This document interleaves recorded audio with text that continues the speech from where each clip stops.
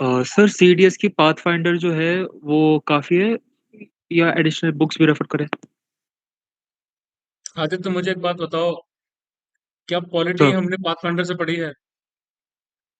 Sorry sir, क्या? क्या polity हमने इस कोर्स में पाथफाइंडर से पढ़ी है? Negative sir. क्या हमने ज्योग्राफी पूरी पाथफाइंडर से पढ़ी है, या फिर क्या इंग्लिश हम पाथफाइंडर से पढ़ रहे हैं? नहीं, नहीं, नहीं सर। नहीं। पाथफाइंडर आपकी क्विक रिवीजन के लिए बेटर थी। जब मैं प्रिपेयर कर रहा था उसके 1-2 साल बाद तक बेटर थी। लेकिन अभी यार sir, pathfinder is not that relevant anymore. अब पाथफाइंडर आपका इतना ज्यादा रेलेवेंट नहीं रह गया है। मैं कहूंगा कि 10-15% हो सकता है आपको इंग्लिश का क्विक रिवीजन करना हो, मैथ्स का क्विक रिवीजन करना हो। इवन हो सकता है शायद आपको जीके का भी क्विक रिवीजन करना हो, तो उसके लिए सर्टेन एस्पेक्ट के लिए आप पाथफाइंडर को रेफर कर सकते हैं। लेकिन अगेन इट्स नॉट दैट क्या बोलते हैं रेलेवेंट एनीमोर। तो पाथफाइंडर को तो नहीं करो तो ही better actually sir the reason I am asking because मेरे एनसीसी के एक सीनियर हैं, वो अभी पास आउट हुए हैं ओटीएस से। ही जस्ट गॉट रिकमेंडेड। है। तो उनको मैं उनसे मेरी बात हो रही थी, तो ही जस्ट टोल्ड मी कि जब वो सीडीएस एंट्री के थ्रू गए थे, तो in the last 30 days he just referred the pathfinder only. Except that लेकिन ही हमें डिडंट रेफर लेकिन एनी बुक। तुम्हें और हमें उनका लेवल नहीं पता कि उस बंदे के पास किस तरह की नॉलेज पहले से थी। हो सकता हो कि यस उसकी सर। पॉलिटी अच्छी हो सकता है उसकी ज्योग्राफी अच्छी हो, या फिर कुछ और सब्जेक्ट उसके पास में रहे हो। इवन जब मैंने एग्जाम दिया था तो मैं भी सिर्फ पाथफाइंडर ही पढ़ के जाता था। पाथफाइंडर हुआ करती थी मेरे पास थ्योरी पढ़ने के लिए, और दूसरी बुक हुआ करती थी general science objective questions by Manohar Pandey, जिसमें 14,000 प्लस क्वेश्चंस रहा करते थे। तो मैं पाथफाइंडर से थ्योरी वगैरह पढ़ता था और क्वेश्चंस वहां से करता था। ठीक है। तो ये जो चलते फिरते हुए जो स्ट्रेटेजी बताई जाती है, मेरे ओपिनियन में it creates more harm then good.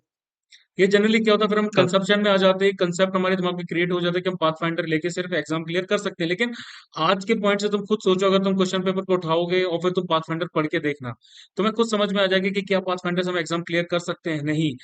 Until and unless आपके दिमाग में बहुत सारे कंसेप्ट पहले से ही हो सकता है आपके ग्रेजुएशन का सब्जेक्ट ज्योग्राफी का हो या पॉलिटी का हो या फिर कुछ और हो, आप करंट अफेयर्स भी इधर उधर से रेफर करते हो, तब जाके मेरे ख्याल से ठीक है आप पाथफाइंडर को बोल सकते हैं कि हाँ भाई पाथफाइंडर से मैंने निकाल ली। लेकिन मुझे नहीं लगता कि आज के टाइम में pathfinder is that kind of relevant कि भाई वो आपका एग्जाम निकलवा। ओके सर, ठीक है सर। ठीक है, मेरे लिए वर्क किया था उस टाइम पे 16, 17, 18 में, लेकिन अब मेरे ख्याल से नहीं कर सकती। हाँ, तब से एक्चुअली लेके ही आल्सो क्रैक द एनडीए ना। उनको उन्होंने हाँ। एनडीए पे क्रैक किया हुआ था, सो तो बस ये बैकग्राउंड आ तो जाता है ना, मैं वही तो बोल रहा हूँ, मैक्सिमम कैंडिडेट का यही दिक्कत होती है। किसी से एडवाइस लेते हैं, वो बंदा चलता फिरता हुआ एडवाइस दे देता है, उसका बैकग्राउंड हम देखते ही नहीं है। अभी तुमने बताया कि उसने सर, एनडीए क्रैक किया, तो एनडीए बंदे ने क्रैक किया है तो एक सर्टेन लेवल का एप्टीट्यूड हम उससे क्या कर सकते हैं, एक्सपेक्ट कर सकते हैं कि कर बंदा सकते हैं। चीजों को ग्रैब जल्दी कर सकता है। या फिर एक उसके पास स्ट्रेटेजी दिमाग में थी कि भाई एनडीए मैंने क्लियर किया है तो फिर मैं इस तरीके से पढ़ूंगा, इस ऐसे करूंगा तो मेरा हो जाएगा। है ना? वो अलग चीज हो यस सर। जाती है, और हम वो इन्फॉर्मेशन दिमाग में लेते ही नहीं है। किसी भी टॉपर ने के कहते हैं भाई फलाना है बुक ले लो, ये कर लो वो कर लो, और हम पागलों की तरह लग जाते हैं। मैक्सिमम एस्पिरेंट्स ये गलती करते हैं, और फिर उनके अटेम्प्ट बर्बाद हो जाते हैं। जी सर। है ना? अब किसी बंदे ने जिसने एनडीए क्लियर ना किया हो, जिसका एप्टीट्यूड एनडीए क्लियर करने वाला ना हो, और वो उस एडवाइस को सोच के सिर्फ पाथफाइंडर पे लगा रहे, तो मुझे बताओ क्या वो एग्जाम क्लियर कर लेगा? नहीं कर पाएगा। नो सर, नहीं सर। बिल्कुल। तो यही चीज एसएसबी में भी होती है, यही चीज सीडीएस में भी होती है, और इस गलती की वजह से कितने एस्पिरेंट्स मतलब अपने अटेम्प्ट्स बर्बाद कर देते हैं। I really can't tell you. सब इस मिसकंसेप्शन में जी रहे होते हैं कि भाई हम ऐसा कर लेंगे वैसा कर लेंगे। इनिशियली तो बच्चे सीडीएस वाले मैंने बच्चे देखे जो पूरी लक्ष्मीकांत चाटते रहते हैं। अब मुझे एक बात बताओ यार, तुम्हारे पास पॉलिटी है, ज्योग्राफी है, हिस्ट्री है, इकोनॉमी है, इकोनॉमिक्स है, करंट अफेयर्स है, इंग्लिश है और मैथ्स है। इन सारे सब्जेक्ट्स आपके पास में हैं, आपके पास दिन है तकरीबन फॉर एग्जांपल, चलिए मैं 3-4 महीने आपके पास में। इन 3-4 महीने में तुम 70-80 पूरे के पूरे चैप्टर्स पॉलिटी के चाटने में लगे हुए हो, जो तुम्हारे लिए जरूरी नहीं है। ठीक है। सर, आप सिविल सर्विसेज का एग्जामिनेशन नहीं दे रहे हैं कि आप पूरी पॉलिटी पढ़ने में लगे हुए हैं, लेकिन बच्चे इतनी डेप्थ में पढ़ते हैं। आप अपना टाइम वेस्ट कर रहे हैं। आपको जो नेसेसरी टाइम है, जब आपको अपनी पर्सनैलिटी भी बिल्ड करना चाहिए, आपको और भी चीजों पे वर्क करना चाहिए, उस पूरे 3-4 महीने आप सिर्फ किताबें चाट रहे हैं सिर्फ सीडीएस क्लियर करने के लिए।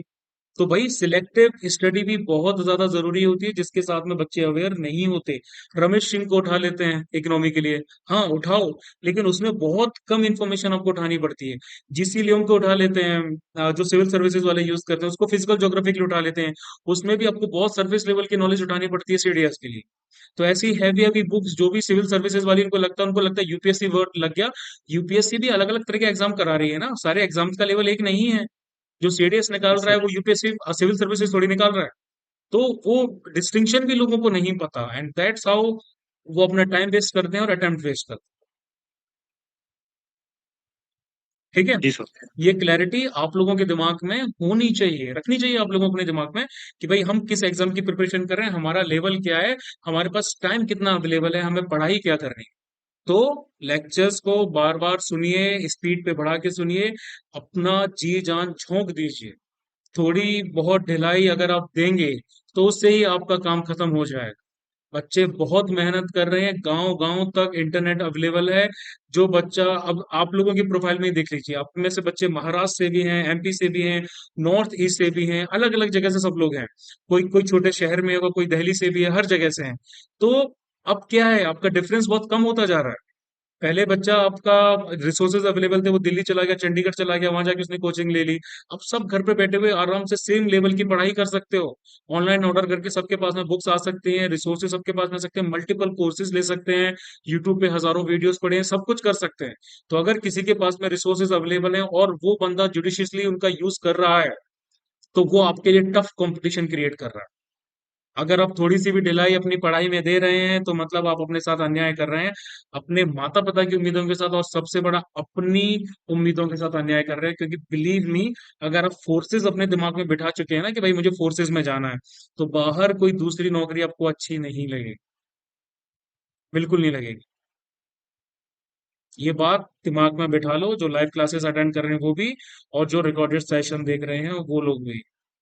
ठीक है।